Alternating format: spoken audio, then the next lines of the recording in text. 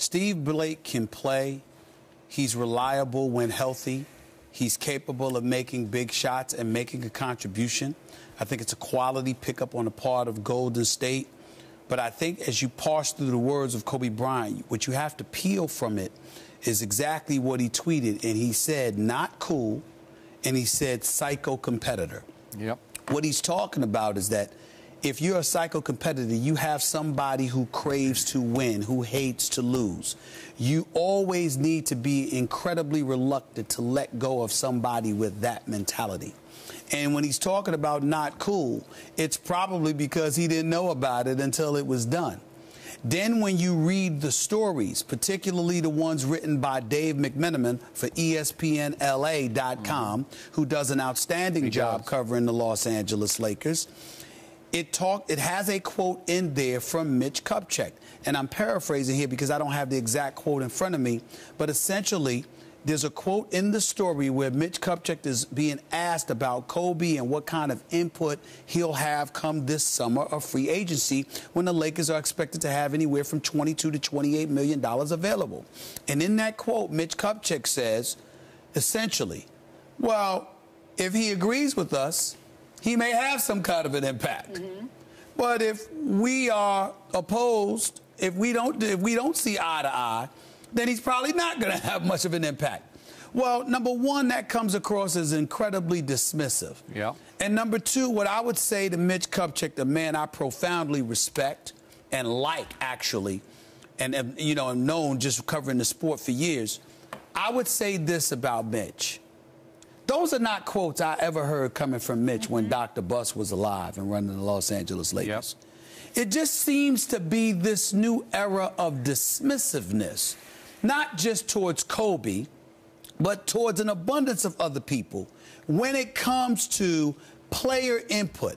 Now, I'm not one of those guys who believes that a player should make the decision. Players play, coaches coach, executives do what they do.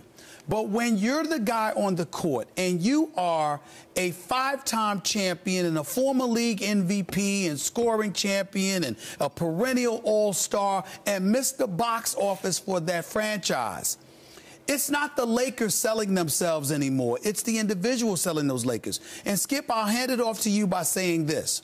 For those out there who look at what I'm saying and want to just summarily dismiss it, what I would ask them is to reminisce about what happened with Michael Irvin when Jimmy Johnson first came on board to take over the Cowboys and Jerry Jones and those boys.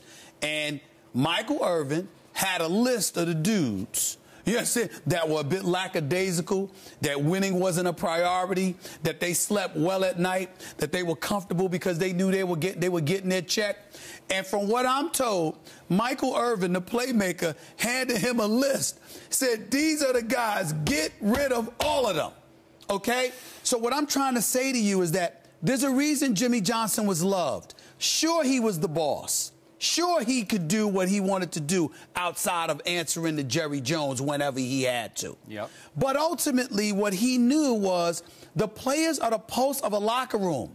And sometimes they are the best indicators of what you need to rid yourself of and the kind of ingredients you need to keep.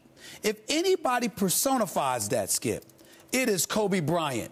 But I don't get the impression that the Lakers either understand that or appreciate it nearly as much as they should. But they had better, because there's a new day coming. And when Kobe Bryant's gone, we'll see how easily it is to dismiss what he's saying then. Okay. To your Jimmy Johnson analogy, remember, he was handed a 3-13 team, and his first comment to me, the first training camp, was, it's even worse than I thought it was. And trust me, no matter what Michael advised, Jimmy would not listen to Michael on this. If he liked a player that Michael didn't, he would keep him. Okay. So back to your Kupchak dynamic here. To me, if I boil it down, we parse words. The key phrase in the tweet was, one of my closest teammates. So Kobe, I think, is feeling a personal, painful loss of a guy he just really liked associating with. Again, Steve is a psycho competitor, but if you have to start Steve Blake, who I thought played his best basketball of his career for the Lakers last year, if you have to start that guy, you're probably not that good, right? I mean, he's a backup point guard, which is how they'll use him in Golden State. So to me, Kobe was reacting in a knee-jerk emotional fashion on Twitter. It's careful, like, don't hit send because you're stung by it. Like, I can't believe you did this. Boom, send. And maybe you sleep on it and say, okay, maybe I was a little over-emotional on that one. But I remind you, what did Kobe Bryant say in the big interview that he gave to everyone at All-Star Weekend when he was in his humble ambassador mode? Remember, I'm going to paraphrase this quote. Didn't he say, hey, I don't want to have any input into the personnel decision. They've been doing a great job with that for a long, long time, so I'm out, man. I respect the heck out of what they're doing, right? But I'm not talking about what Kobe had to say as much as I'm talking about what the Lakers have to say. It's not customary for them to do that. When Dr. Buss was alive, it's only become that way, in vogue, so to speak, once Jim Buss was controlling. He's not, obviously, Jeannie Buss and those folks are there, but we all understand that Jim Buss has a significant role. That's all I'm trying to say. And what I'm trying to say is this. Kobe isn't interested in being friends with people who can't compete. Kobe isn't interested in being friends with scrubs. He isn't interested in being friends with dudes that have that kind of mentality. And your point about Jimmy Johnson with Michael Irvin, again, Jimmy Johnson's going to do what he's going to do. But you don't summarily or just, you know, as a company policy, dismiss players. There are certain players you want to listen to because not just because of what they accomplish, but you believe in them because they mirror who and what you are and what you want to stand for. If you are engaged in the sport of in professional basketball and it's about competition, how could you not take heed to something that Kobe Bryant has to say?